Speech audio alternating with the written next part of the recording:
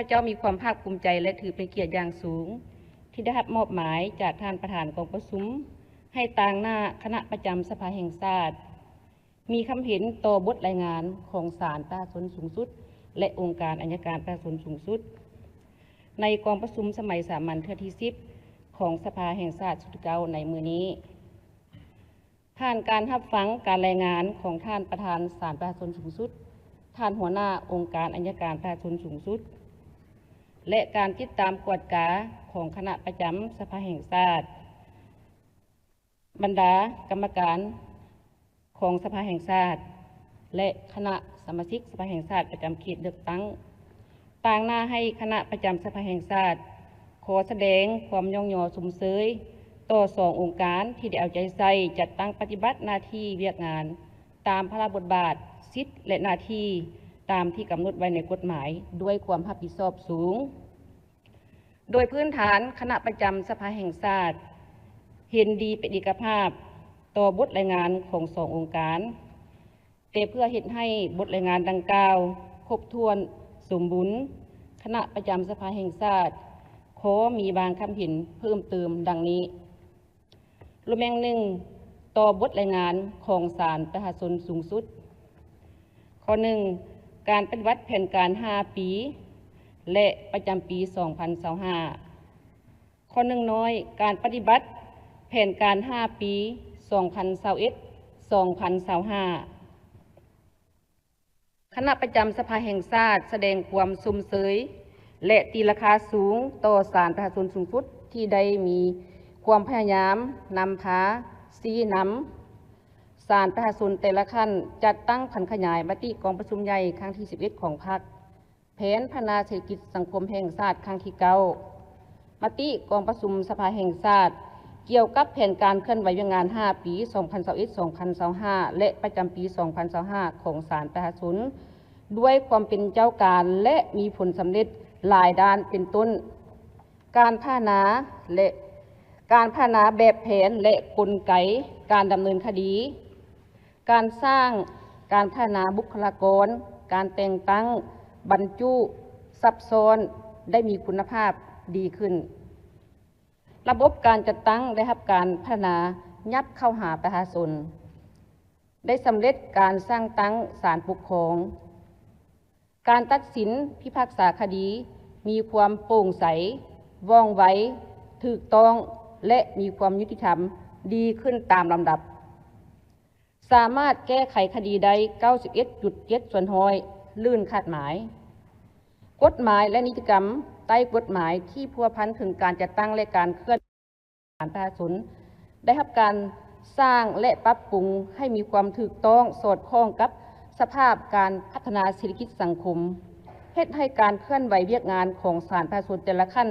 มีความหนักแน่นและเข้มแข็งขึ้น2น้อยการจัดตั้งปฏิบัติแผนการเคลื่อนไหวเวียกงานประจำปี2025คณะประจำสภาแห่งชาติเห็นว่าศาลประชาชนสูงสุดได้เอาใจใส่และเป็นเจ้าการปฏิบัติเนื้อไหนคาดหมายที่กำหนดไว้ในมติเลขที่141ลงที่11ธันวาคม2024มีผลสำเร็จเป็นต้นการสร้างตั้งศาลประชาชนเขต2แขวงอัตตปือบุคลากรได้รับการแต่งตั้งเป็นผู้พิพากษาเป็นจำนวนหลายการติดตามกวดกาสุกยุการดำเนินคดีของศาลประชาชนท้องถิ่นได้มีความว่องไวและสอดคล้องกับกฎหมาย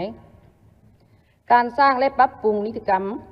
เพื่อเป็นบ่อนอิงให้แก่การเคลื่อนไหวเวียกงานของศาลโดยเฉพาะแม่นกลไกการค้นคว้าคำร้องและการพิจารณาคดีฮื้อฟื้นตามกฎหมายว่าด้วยการดำเนินคดีแพ่งฉบับปรับปรุงปี2024ได้มีการหันเปลี่ยนอย่างต่างหน้ามาตรฐานที่นับถือและหักแพงเคียงคู่กับด้านดีและผลสำเร็จที่กล่าวมานั้นคณะประจำสภาแห่งชาติยังสังเกตเห็นว่าการจัดตั้งปฏิบัติแผนการ5ปีผ่านมาและเวียกงานประจำปี2025ของศาลประชาชนสูงสุดยังมีบางด้านบ่ทันบรรลุตามแผนการที่กำหนดไว้และควรสืบต่อเอาใจใส่ดังนี้ 1. การสรุปตีราคาการจัดตั้งปฏิบัติแผนพัฒนา5ปีครั้งที่4 2021-2025ของศาลประชาชนยังมีลักษณะรวมๆผลได้รับในแต่ละกิจกรรมที่วางไว้บ่ทันมีตัวชี้บอกที่ครบถ้วน 2. การสร้างผู้พิพากษาดี เก่งบ่ทันรับประกันคุณภาพถึงว่าศาลประชาชนสูงสุดได้เอาใจใส่ศึกษาอบรมกันเมืองแนวคิดให้ผู้พิพากษา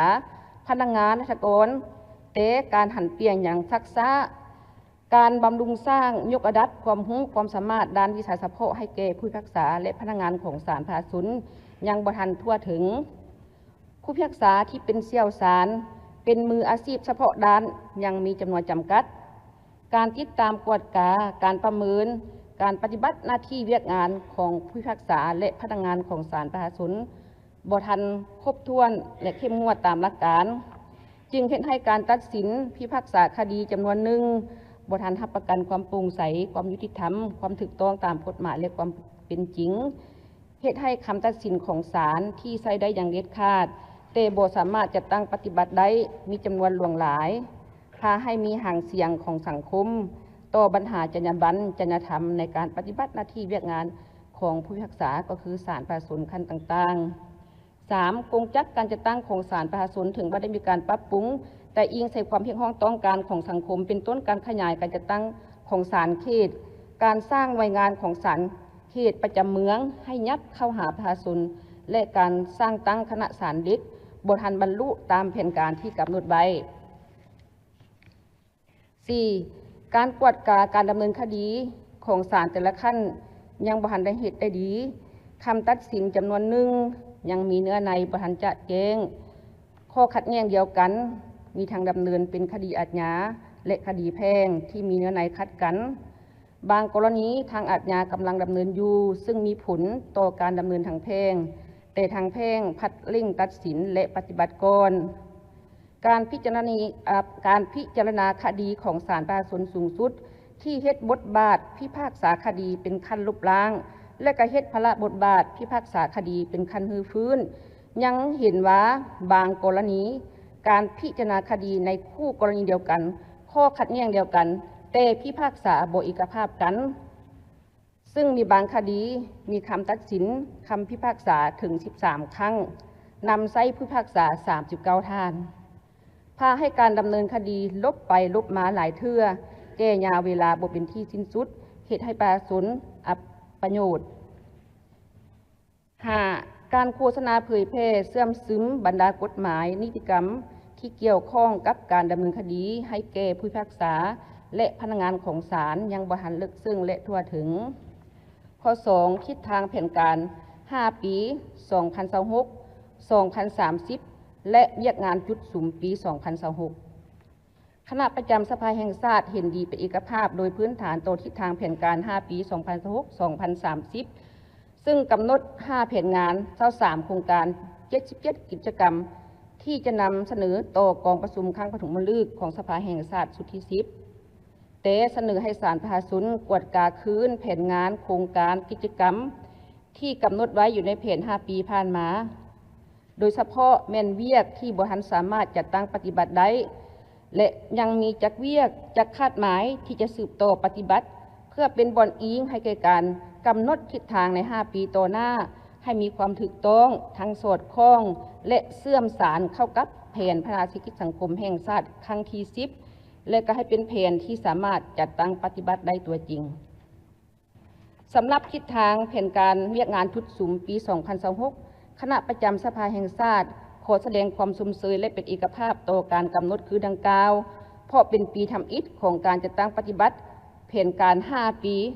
2026-2030 แต่เพื่อเฮ็ดให้ทิศทางแผนการดังกล่าวได้รับการจัดตั้งปฏิบัติมีผลสำเร็จคณะประจำสภาแห่งชาติเสนอบางคำเห็นดังนี้ 1. ให้เป็นเจ้าการพันขยายและนำพาจัดตั้งปฏิบัติมติกองประชุมใหญ่ครั้งที่12ของพรรคมติกองประชุมใหญ่ครั้งที่5ขององค์คณะพรรคศาลประชาชนสูงสุดมติกองประชุมสภาแห่งชาติสมัยที่10และแผนพัฒนาเศรษฐกิจสังคมแห่งชาติครั้งที่10ให้มีประสิทธิภาพและประสิทธิผล 2. เพิ่มทวีการศึกษาองค์ความการเมืองแนวคิดจรรยาบรรณจริยธรรมให้แก่ผู้พิพากษาพนักงานองค์กรของศาลประชาชนแต่ละขั้นติดพันกับการบำรุงยกระดับด้านวิชาเฉพาะความรู้ความสามารถทักษะในการค้นคว้าคดีก็คือความเป็นแบบอย่างในการเคารพและปฏิบัติกฎหมายอย่างเข้มงวดเพื่อรับประกันให้การปฏิบัติภาระบทบาท10หน้าที่ของศาลประชาชนแต่ละขั้นให้มีความหนักแน่นและเข้มแข็งสามารถปฏิบัติภาระบทบาทตามที่กฎหมายได้กำหนดไว้พร้อมทั้งเอาใจใส่ติดตามกวดกา ประเมินเพื่อเลือกเฟ้นให้ได้ผู้พิพากษาดีเก่งตอบสนองกับหน้าที่การเมืองในระยะใหม่ 3. สุ่มใส่ค้นคว้าปรับปรุงกงจักการจัดตั้งของศาลประชาชนแต่ละขั้นให้เป็นระบบเหมาะสมและสอดคล้องกับการปรับปรุงองค์การปกครองท้องถิ่นตามรัฐธรรมนูญฉบับปรับปรุงปี 2025 เพื่อสร้างเงื่อนไขและอำนวยความสะดวกการเข้าถึงกระบวนการยุติธรรมของประชาชนให้หลายขึ้น 4. สืบต่อยกสูงคุณภาพในการดำเนินคดีของศาลประชาชนให้รับประกันความถูกต้องตามหลักการของการดำเนินคดีครบถ้วนรอบด้านและภาวะวิสัยถูกต้องเป็นธรรมตามกฎหมายและความเป็นจริงรับประกันการดำเนินคดีให้มีคุณภาพพร้อมทั้งสุ่มใส่ค้นคว้าปรับปรุงกลไกรูปการและวิธีการในการกวดกาคำตัดสินคำพิพากษาของศาลที่มีการละเมิดกฎหมายคำตัดสินหรือคำพิพากษาที่มีเนื้อในบ่จะแจ้งหรือมีเนื้อในขัดกันซึ่งเป็นสาเหตุให้การปฏิบัติคำตัดสินของศาลมีความยุ่งยากหรือบ่สามารถจัดตั้งปฏิบัติได้นั้นให้มีผลสำเร็จอย่างเป็นรูปธรรม 5. ค้นคว้าปรับปรุงนิติกรรมใต้กฎหมายที่จำเป็นโดยเฉพาะแม่นกลไกการดำเนินคดีแพ่งทั่วไปตามกฎหมายว่าด้วยการดำเนินคดีแพ่งฉบับปรับปรุงปี 2024 และกฎหมายอื่นที่เกี่ยวข้องให้มีความลงเลียนพร้อมทั้งโฆษณาเผยแพร่ให้กว้างขวางและทั่วถึงให้แก่ผู้พิพากษาผู้ช่วยผู้พิพากษาและจาศาลก็คือผู้เข้าร่วมในการดำเนินคดีให้ได้รับรู้เข้าใจสิทธิพันธะขั้นตอนของการดำเนินคดีอย่างจะแจ้งโดยให้ถือสำคัญการปฏิบัติหลักการโต้แย้งโต้เถียงเริ่มแต่หัวทีในกระบวนการดำเนินคดีของศาลแต่ละขั้นให้เข้มงวดและมีประสิทธิภาพอย่างเป็นรูปธรรม 6. สืบต่อสร้างและปรับปรุงนิติกรรมร่วมกับภาคส่วนเกี่ยวข้องต่างๆเพื่อปรับปรุงกลไกการประสานสมทบระหว่างสภาแห่งชาติกับศาลประชาชนสูงสุดองค์การอัยการประชาชนสูงสุดกระทรวงป้องกันความสงบกระทรวงยุติธรรมองค์การกวดการแห่งรัฐและภาคส่วนที่เกี่ยวข้องในการดำเนินคดีตามกระบวนยุติธรรมให้มีความคล่องตัวกว่าเก่าแนใส่ยกสูงคุณภาพของการดำเนินคดีและให้สอดคล้องตามพระบทบาทสิทธิและหน้าที่ของแต่ละภาคส่วนตามที่กำหนดไว้ในกฎหมายรวมแม่ง 2. ต่อบทรายงานขององค์การอัยการประชาชนสูงสุด 1. การจะตั้งปฏิบัติแผนการ 5 ปีและประจำปี 2025 น้อยการจะตั้งปฏิบัติแผนการ 5 ปี 2021-2025 คณะประจำสภาแห่งชาติแสดงความสมเสยต่อองค์การอัยการประชาชนสูงสุดที่ได้เอาใจใส่จัดตั้งผันขยายมติกองประชุมใหญ่ครั้งที่ 11 ของพรรคมติของกรมการเมืองศูนย์กลางภาคบริการยกสูงคุณภาพในการดำเนินคดีตามกระบวนยุติธรรมมติบริการคุ้มครองรัฐคุ้มครองสังคมด้วยกฎหมายแผนพัฒนาเศรษฐกิจสังคม 5 ปีแห่งชาติครั้งที่ 9 มติกองประชุมสภาแห่งชาติให้เป็นอันละเอียดและได้นำพาจัดตั้งปฏิบัติมีผลสำเร็จอย่างตั้งหน้าเป็นต้นการศึกษาอบรมการเมืองแนวคิดการปรับปรุงกงจักการจัดตั้งก่อสร้างพรรคพนักงานเวียกงานกวดกาต้านการสลัดบังหลวงการพัฒนาก่อสร้างพื้นฐานโครงสร้างและการพัวพันร่วมมือกับต่างประเทศอันพ้นเด่นระบบการจัดตั้งของอัยการประชาชนได้รับการปรับปรุงให้หนักแน่นเข้มแข็งเทื่อละก้าวและขยายห้องการให้คำปรึกษาทางด้านกฎหมายแก่ประชาชนการสั่งฟ้องผู้ถูกหาขึ้นศาลได้รับการปรับปรุงและมีคุณภาพดีขึ้นซึ่งใน 5 ปีผ่านมาองค์การอัยการประชาชนสามารถแก้ไขคดีได้ 99.14% ลื่นขาดหมายการติดตามกวดกาการเคารพและปฏิบัติกฎหมายการออกการนำใช้นิติกรรมต่างๆของกระทรวงองค์การและองค์การปกครองท้องถิ่นการติดตามกวดกาการปฏิบัติกฎหมายขององค์การสืบสวนสอบสวนการดำเนินคดีอยู่ศาลอยู่ค่ายคุมขังดัดสร้างและการติดตามกวดกาการปฏิบัติคำตัดสินของศาลได้รับการพัฒนาดีขึ้นพร้อมทั้งได้สำเร็จการสร้างกฎหมายโดยองค์การอัยการทหารกฎหมายโดยพนักงานอัยการประชาชนและปรับปรุงกฎหมายโดยองค์การอัยการประชาชนรวมทั้งนิติกรรมใต้กฎหมายที่เป็นบนอิงสำคัญให้แก่การเคลื่อนไหวเวียกงานขององค์การอัยการประชาชนมีประสิทธิภาพและมีประสิทธิผลประกอบส่วนเฮ็ดให้สังคมมีความสงบเป็นระเบียบเรียบร้อยและยุติธรรม 2. การจัดตั้งปฏิบัติแผนการเคลื่อนไหวเวียกงานประจำปี 2025 ใน1 ปีผ่านมาคณะประจำสภาแห่งชาติเห็นว่าองค์การอัยการประชาชนได้ผันขยายมติกองประชุมสภาแห่งชาติฉบับเลขที่ 142 ลงวันที่ 11 ธันวาคม 2024 ด้วยความรับผิดชอบสูงและมีผลสำเร็จตามแผนการที่วางไว้เป็นต้น การปรับปรุงกงจักรการจัดตั้งซึ่งได้สร้างตั้งองค์การอัยการประชาชนเขตประจำเมืองได้5เมืองพนักงานองค์การอัยการประชาชนแต่ละขั้นได้รับการยกระดับเฮ็ดให้การปฏิบัติพระราชบทบาทการสั่งฟ้องผู้ถูกหาขึ้นศาลและการติดตามกวดการเคารพและปฏิบัติกฎหมายในการดำเนินคดีตามขบวนยุติธรรมมีคุณภาพขึ้นบรรดาท่านที่นับถือและหักแพงเคียงคู่กับด้านดีและผลสำเร็จดังกล่าวคณะประจำสภาแห่งชาติสังเกตเห็นว่าการจัดตั้งปฏิวัติแผนการ5ปีผ่านมาและเวียกงานประจำปี 2025 ขององค์การอัยการสูงสุดก็ยังมีบางด้านที่บ่ทันบรรลุตามแผนการที่กำหนดและควรสืบต่ออายสัยดังนี้ 1. การสรุปตีราคาการจัดตั้งปฏิบัติแผนการ5ปี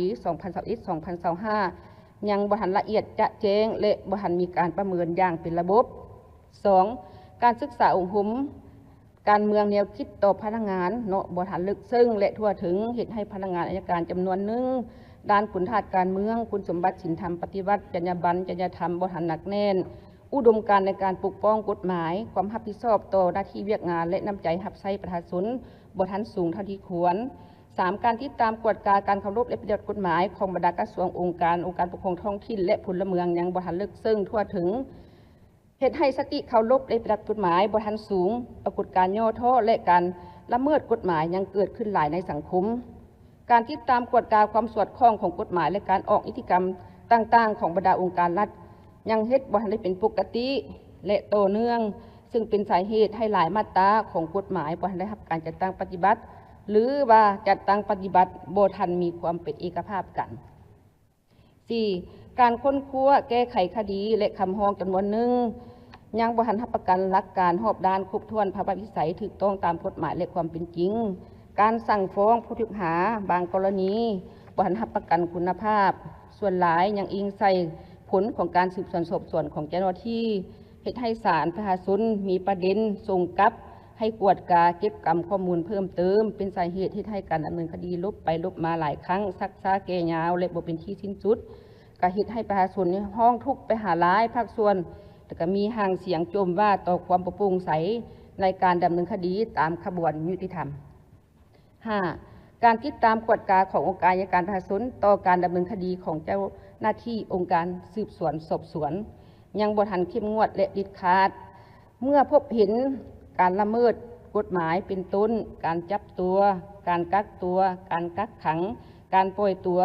ที่บ่ถูกต้องตามกฎหมายการดำเนินคดีบ่ถูกต้องตามขั้นตอนของกฎหมายแต่องค์การอัยการประชาชนยังบ่ทันได้เป็นเจ้าการหรือว่ามีมาตรการเพื่อเสนอให้ภาคส่วนเกี่ยวข้องแก้ไขอย่างเด็ดขาดและทันการ 6. การปฏิบัติกฎหมายอยู่สถานที่กักตัวสถานที่กักขังศูนย์ดัดสร้างค่ายดัดสร้างเห็นว่ายังมีสภาพการกักขังปนเปกันแออัดงบประมาณรับใช้จำกัดสถานที่เพียงพอบ่ทันรับประกันสุขอนามัยและปัจจัยพื้นฐานอันจำเป็นในการดำรงชีวิตการเคลื่อนย้ายนักโทษ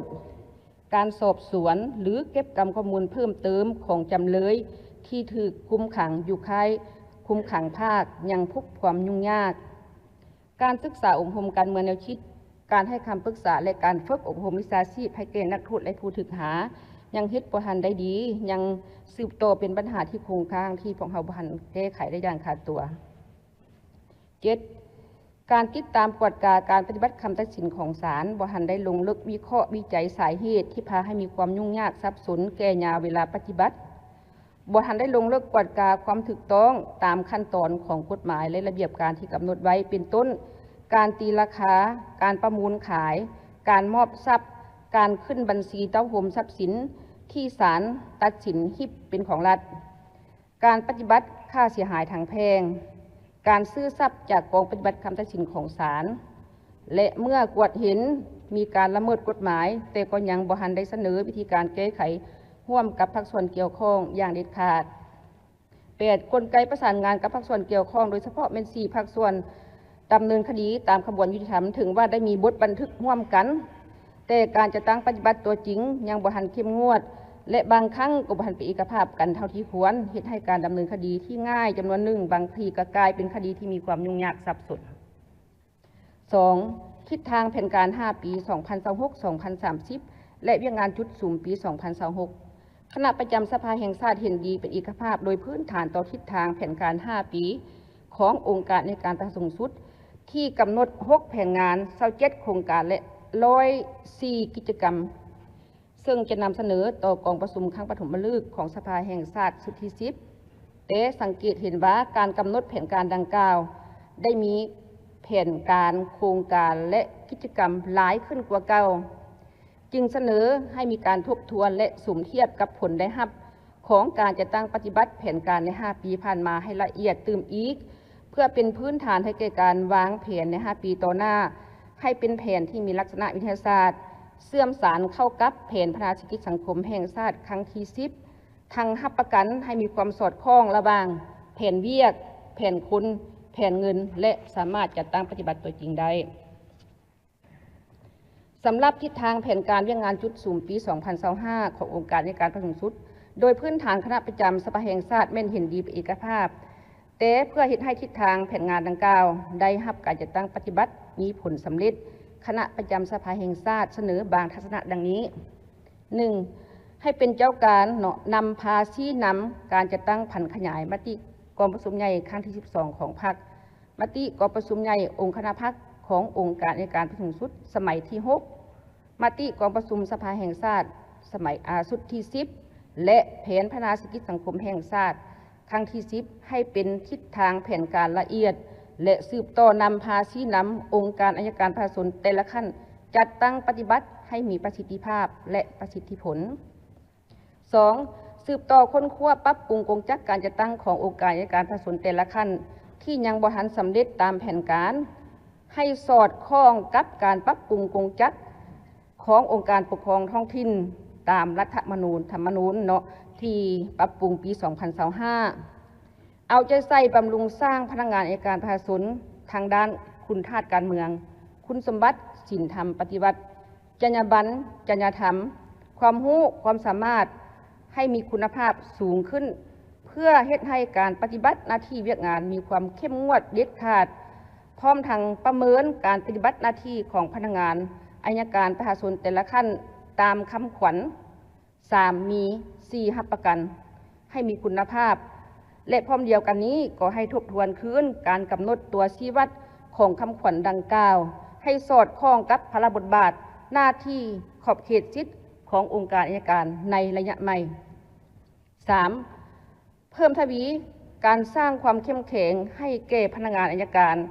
ให้เป็นระบบต่อเนื่องเพื่อรับประกันการปฏิบัติพระบทบาทการสั่งฟ้องผู้ถูกหาขึ้นศาลและการติดตามกวดการเคารพและปฏิบัติกฎหมายขององค์การดำเนินคดีตามกระบวนยุติธรรม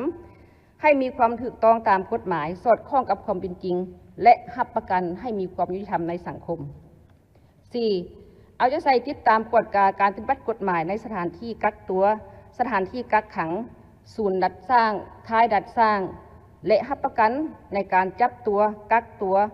การกักขังการปล่อยตัวให้ถูกต้องตามกฎหมายพร้อมกันนั้นให้สุ่มใส่แก้ไขปัญหาการกักขังผู้ถูกหาและนักโทษเกินกำหนดเวลาตามคำตัดสินและคำพิพากษาของศาลตามกฎหมายกำหนด 5. เพิ่มทวีการติดตามกวดการซุกยูการปฏิบัติคำตัดสินของศาลในการนำเอาคำตัดสินของศาลที่ใช้ได้อย่างเด็ดขาดมาปฏิบัติให้รับประกันและถูกต้องครบถ้วนและทันกำหนดเวลาตามกฎหมายและระเบียบการรวมทั้งการประสานสมทบกับกระทรวงยุติธรรมและภาคส่วนเกี่ยวข้องเพื่อค้นคว้า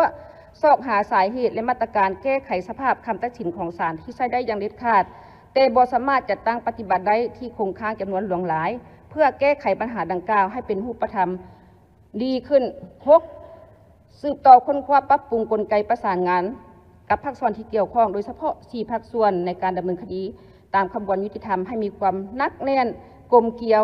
ยกสูงความรับผิดชอบการเมืองของแต่ละภาคส่วนเฮ็ดให้การดำเนินคดีสอดคล้องตามพระบทบาทสิทธิและหน้าที่ของแต่ละภาคส่วนเพื่อรับประกันให้มีความเป็นเอกภาพถูกต้องตามที่กำหนดไว้ในรัฐธรรมนูญและกฎหมายให้ดีขึ้น 7. ค้นคว้าสร้างและปรับปรุงกฎหมายและบรรดานิติกรรมใต้กฎหมายอยู่ในความรับผิดชอบของตนเป็นต้นการติดตามกวดการดำเนินคดีแพ่งที่พัวพันกับผลประโยชน์ของรัฐรวมหมู่เด็กและบุคคลที่บ่มีความสามารถทางด้านการประพฤติให้มีความสอดคล้องกับกฎหมายบริการดำเนินคดีแพ่งฉบับปรับปรุงปี 2024 พร้อมทางจัดตั้งการโฆษณาเผยแพร่แนะนำให้พนักงานอัยการประสวนแต่ละขั้นรวมทั้งคู่ความและผู้เข้าร่วมในการดำเนินได้รับรู้และเข้าใจสิทธิพันธะขั้นตอนของการดำเนินคดีให้ลึกซึ้งและทั่วถึงทั้งหมดนั้นเนาะแม่นบางทัศนะของคณะประจำสภาแห่งชาติต่อบทรายงานของศาลประชาชนสูงสุดและองค์การในการประชุมสุดในกองประชุมสมัยสามัญเทื่อที่10ของสภาแห่งชาติชุดที่9สุดท้ายนี้ขออวยพรแด่ท่านประธานกองประชุมคณะประธานท่านประธานศาลประชาชนสูงสุดท่านหัวหน้าองค์การในการประชุมสุดบรรดาท่านสมาชิกสภาแห่งชาติบรรดาท่านแขกที่มีเกียรติทุกท่านจงมีสุขภาพแข็งแรงมีผลสำเร็จในหน้าที่เวียกงานทุกประการอวยพรเด็กกองประชุมจงประสบผลสำเร็จอย่างยกงามตามจุดประสงค์และระดับคาดหมายที่วางไว้ขอขอบใจ